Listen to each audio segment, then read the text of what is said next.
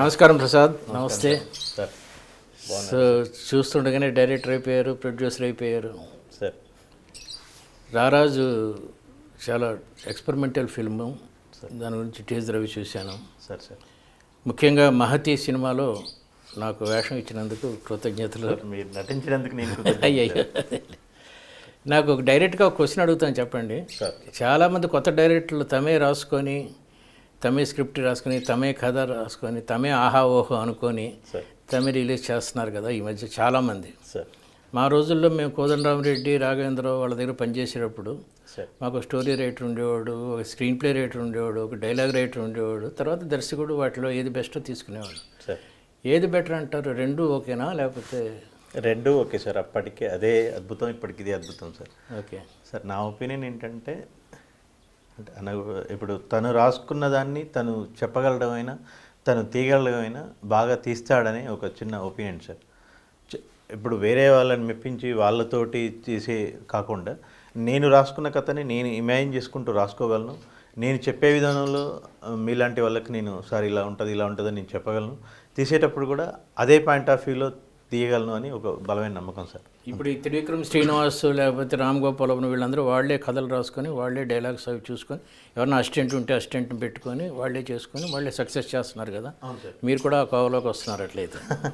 అంతే సార్. నేను రాసుకున్న కథని నేను తీయగలిగితేనే బాగుంటుందని అభిప్రాయం సార్. ఏం చదువుకున్నారు మీరు? సార్ నేను MBA చేశాను సార్. MBA చేశాను సార్. MBA, very good. మీ బ్యాక్గ్రౌండ్ అది బాగుందండి ఫైనాన్షియల్గా? పర్లేదండి. సో మీరు 4 ఫిల్మ్స్ 3 ఫిల్మ్స్ ఇప్పుడు ఆల్రెడీ అండర్ ప్రొడక్షన్ ఉంది. అవును సార్.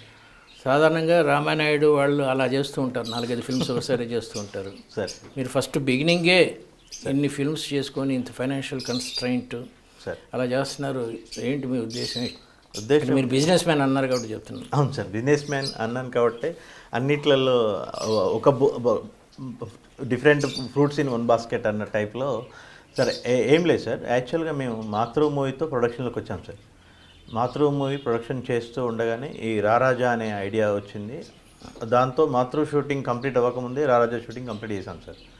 ఆ తర్వాత అన్ఎక్స్పెక్టెడ్గా మన సుహాసిని గారికి స్టోరీ చెప్పడం, వారు ఇమీడియట్గా డేట్లు ఇవ్వడం, వాళ్ళు డేట్లు ఇచ్చినాక ఇంకా పెండింగ్ చేయొద్దని చెప్పేసి ఇమీడియట్గా షూటింగ్ స్టార్ట్ చేయటం, మధ్యలో మిమ్మల్ని కలిసి మీకు చెప్పడం, ఇమీడియట్గా షూటింగ్ కంప్లీట్ చేశాను సార్. అది షూటింగ్ మొత్తం కంప్లీట్ అయిపోయింది సార్. మాది కూడా రారాజు నేను నాకు స్టోరీ తెలుసు సార్. చాలా డిఫరెంట్ కాన్సెప్ట్ అని విన్నాను. ఏంటి అసలు దాని గురించి కొంచెం చెప్పండి. భార్యాభర్తల మధ్య జరిగే కాన్సెప్ట్ సార్. మధ్యలో ఒక పర్సన్ ఎంటర్ అయితే ఎలా ఉంటుంది, తర్వాత ఆలోచన లేకుండా ముందుకు వెళ్ళిపోతే పరిస్థితులు ఏంటి, ఇది స్టోరీ. అంతే సార్. డిఫరెంట్ అంటే మొహాలు చూపించకుండా ఉంటాం. అవును సార్. ఏంటి అదేంటి అది ఎట్లా అంటే అసలు ఎంటైర్ మూవీలో 26 క్యారెక్టర్స్ చేశారు సార్. ఓకే. 26 క్యారెక్టర్స్ ఎవరి ఫేస్ కూడా కనిపించదు సార్. సినిమా అయిపోయేంత వరకు కూడా ఎవరి ఫేస్ కూడా కనిపించదు సార్. అంటే యాక్టర్స్ వాళ్ళు ఎవరున్నా పర్లేదు ఇలా ఇలా ఏ కాన్సెప్ట్లో, అంతేగా? అట్లనే కాదులేండి, కానీ డబ్బింగ్ ఆర్టిస్టులు బాగుంటే చాలు. అంతే సార్. డబ్బింగ్ ఆర్టిస్టులు బాగుంటే చాలు, టేకింగ్ బాగుంటే చాలు, మ్యూజిక్ బ్యాక్గ్రౌండ్ మ్యూజిక్ బాగుంటే చాలు సార్. కానీ కామెడీకి ముఖ కవళికలు అవి కనబడితే కొంచెం ఎక్కువ నవ్వు వస్తుంది అంటారు. ఓన్లీ డైలాగ్ కామెడీ ఉంటుందా ఇందులో? అంటే డైలాగ్ కామెడీ ఉంటుంది సార్. ఇప్పుడు మీ నావెల్స్లో కానివ్వండి, మీరు చెప్పే కథలలో కానివ్వండి, చదివినప్పుడు ప్రతి వ్యక్తి తనను తాను ఊహించుకొని చదువుకుంటాడు సార్. మ్యాక్సిమం కేసెస్ అంతేనండి. మ్యాక్సిమం కేసెస్ నేనైతే ఇలా ఉండేవాడిని అని ఊహించుకొని చదువుకుంటారు. అప్పుడు ఏ పర్సన్ అయితే అలా నేనే అని ఇమాజిన్ చేసుకుంటారో, ఈ సినిమాకి వచ్చేసరికి కూడా నేనైతే ఎలా ఉంటుంది అని ఇమాజిన్ చేసుకొని చూసుకుంటాడు సార్. ఓకే. అదొక్కటి మాత్రం. అంటే ఒక మర్డర్ జరిగినప్పుడు కత్తి ఒకటి చూపిస్తారు, పొడవటం చూపిస్తారు, అంతవరకు బ్లాక్ పెడతారు సార్. తర్వాత శవాన లాగాల్సి వస్తే ఓన్లీ కాళ్ళు తల కదులుతుంటే చూపిస్తారు. ఇది డిఫరెంట్ కాన్సెప్ట్ కదా. అవును సార్, చాలా డిఫరెంట్. మ్యూజిక్ డైరెక్టర్ ఎవరు? శేఖర్ చంద్ర సార్. మ్యూజిక్ చాలా ఎక్కువ పని ఉంటుంది కదా అతనికి. చాలా కష్టం, ఎందుకంటే మూడ్ దాంతోనే క్రియేట్ చేయాలి కాబట్టి. కానీ ఎక్కువ పని ఉంటుంది, ఎక్కువ ఫ్రీడమ్ కూడా ఉంటుంది సార్. వాళ్ళు అదే ఫ్రీడమ్ ఉంటుంది. ఫ్రీడమ్ కూడా ఉంటుంది, అంటే రెస్ట్రిక్షన్స్ ఏం లేకుండా వాళ్ళకి చాలా ఫ్రీడమ్ ఉంటుంది. Very good, very good. Songs ఉన్నాయండి ఇందులో?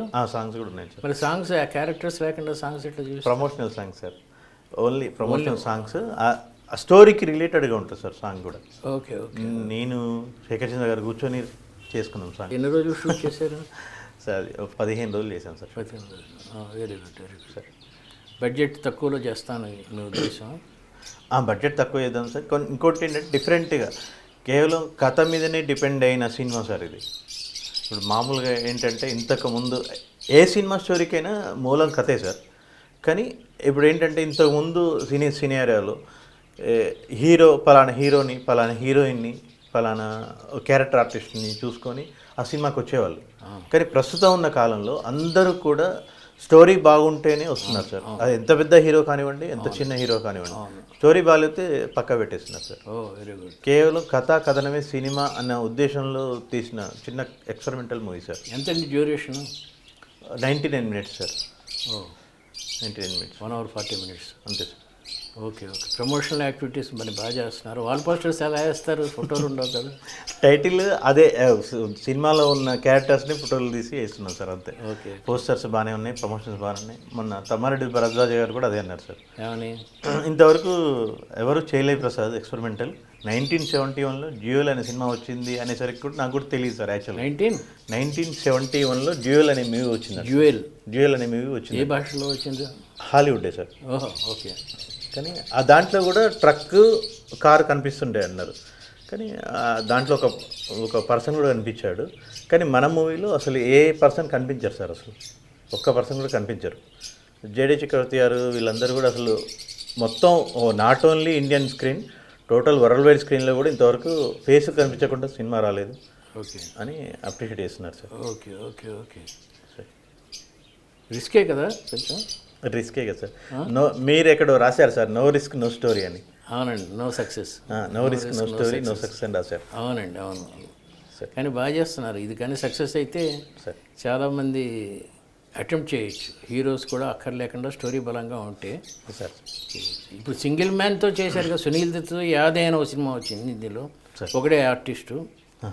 అలాగే డైలాగ్ లేకుండా సంగీతం శ్రీనివాసరావు గారు ఒకటి పుష్పక విమానం ఒకటి చేశారు. ఇది థర్డ్ సక్సెస్ అవుతుంది. థర్డ్ ఫిల్మ్ అవుతుంది సార్ ఈ టైప్ ఆఫ్ జోనర్లో. అవును సార్. ఏమేమి సినిమాలు చేశారండి ఇప్పటికి మీరు? సార్ ఇప్పుడు మాతృ ప్రొడక్షన్ చేశాను. Production sir. మీరు ప్రొడ్యూసర్? ప్రొడ్యూసర్ చేశాను సార్. డైరెక్టర్ వేరే సార్. ఓకే. దాంట్లో 3 songs నేనే రాశాను సార్. మళ్ళీ ఈ రారాజు ఇది ఒకటి సార్. మళ్ళీ మనం అందరం కలిసి రారాజులో సాంగ్స్ కూడా మీరే రాశారు? నేనే రాశాను. ఇప్పుడు మహతిలో అంటే ఇంకా ఆడియో సిట్టింగ్స్ ఏం జరగలేదు సార్. ఇంకా సాంగ్స్ చేయలేదు సార్. మీరే రాస్తారా? స్టోరీ నేనేం రాయను songs. Depends upon situation. Okay. వాళ్ళు మన మ్యూజిక్ డైరెక్టర్లు ఇచ్చిన ట్యూన్ బేస్ చేసుకొని రాయటం కదా సార్. అదేలేండి. స్టోరీ మాత్రం అంతే అయిపోయింది sir. Talkie part completed sir. ఇప్పుడు మీరే సాంగ్స్ రాసి, మీరే డైలాగ్స్ రాసి, మీరే స్టోరీ రాసి, యాక్టర్స్ లేకుండా చేస్తే సినిమా ఫీల్డ్ వాళ్ళు గొడవ పెట్టేస్తారు కదండి. అయ్యో అట్లా ఏం లేదు సార్. ఇంకోటి నేనేదో మార్చాలి కదా మీ అభిరుచి అంతే సార్. అభిరుచి అంతే. జస్ట్ ఒక ఎక్స్పెరిమెంటల్ లాగా ఇలా కూడా చేయొచ్చు అని చూపించడం కోసం సార్. ఇప్పుడు రారాజులో ఫేసెస్ చూపించాను. ఇలాంటి స్పెషాలిటీ మాతృలో కూడా ఉందా ఏమన్నా? ఏం లేదు సార్. కానీ జేడీ గారు అడిగారు, జేడీ గారి కోసం ఒక స్టోరీ రాసాము. ఆ సినిమా మొత్తంలో కూడా అన్ని క్యారెక్టర్స్ ఏం కనిపించకుండా ఒక జేడీ చక్రవర్తి గారే కనిపిస్తారు. అంటే ఎవరితో మాట్లాడతాడు? అందరితో. మదర్తో మాట్లాడతాడు. మదర్ ఉండదు? మదర్ ఉంటుంది. మదర్ ఫేస్ చూపించాం అంతే. సజెషన్ తీసుకుంటాం. ఓకే. అది టైం పడుతుంది సార్, చాలా టైం పడుతుంది. ఇంకా లైన్ అయితే ఓకే అయింది, కానీ ఇంకా 2 years పట్టచ్చు, 3 years పట్టచ్చు. జేడీ గారి డైరెక్షనా మీ డైరెక్షనా? నా డైరెక్షన్లో జేడీ గారితో యాక్ట్ చేస్తారు ఆయన. యాక్ట్ చేస్తారు. మాతృకి ఇంకా ఏంటండి స్పెషాలిటీస్? మాతృలో అందరు కాస్టింగ్ అంతా పెద్ద కాస్టింగ్ సార్. మాతృలో సార్ ఆమని గారు, రోజాపూలు, మన శ్రీరామ్ గారు, రవి కాలే గారు, దేవి ప్రసాద్ గారు, అందరూ కూడా మంచి కాస్టింగ్. అందరూ కూడా సాంగ్స్ ఉన్నాయి. అందులో కూడా సాంగ్స్ ఉన్నాయి. ఇప్పుడు ఈ పిక్చర్ రారాజులో సాంగ్స్ ఎక్కడ షూట్ చేస్తున్నారా? బయట లొకేషన్స్? లేదు సార్, ఒకటే సాంగ్ అయిపోయింది సార్. ఆల్రెడీ సాంగ్ అయిపోయింది. March 7th రిలీజ్ పెట్టుకున్నాం సార్. మహతిలో సాంగ్స్ ఎక్కడ షూట్ చేస్తున్నారు? ఒకటి కొడైకెనాల్ అనుకున్నాం సార్, సుహాసిని గారిది. ఒకటి లోకల్లోనే, టైటిల్ సాంగ్ లోకల్లోనే ఉంది సార్, సుహాసిని మీద. సుహాసిని మీద బాగా కాదు సార్. సందీప్ మాధవ్ హీరో గారు ఉన్నారు. హీరో హీరోయిన్ల మీద లోకల్లో. మళ్ళీ ఒకటి మాంటే సాంగ్ ఉంది సార్. ఓకే. ఇప్పుడు 3 సినిమాలు మీరు చెప్పినట్టు 3 సినిమాలు అయినాయి ఇప్పటికి. అవును సార్. ఆల్రెడీ మీరు ఒక సినిమా ప్రొడ్యూస్ చేశారు, 2 సినిమాలు డైరెక్ట్ చేశారు, కొన్ని ప్రొడ్యూస్ కూడా చేశారు. అవును సార్. రెండిట్లో. అవును సార్. మీరు కొత్త డైరెక్టర్లకి ఏమి సజెషన్ ఇస్తారండి? ఏం లేదు సార్. ఇప్పుడు కథ బలంగా ఉండాలి చెప్పారు. కథ బలంగా ఉండాలి సార్. చిలికితే వెంటనే అమృతం రాలేదు సార్. అమృతం రాలేదు. అన్నీ వస్తాయి, చెప్పులు వస్తాయి, బూట్లు వస్తాయి, అన్నీ వస్తాయి, చెత్త వస్తుంది, అన్నీ వస్తుంది. అలాగే కంటిన్యూటీగా కష్టపడడమే ఇంపార్టెంట్ సార్.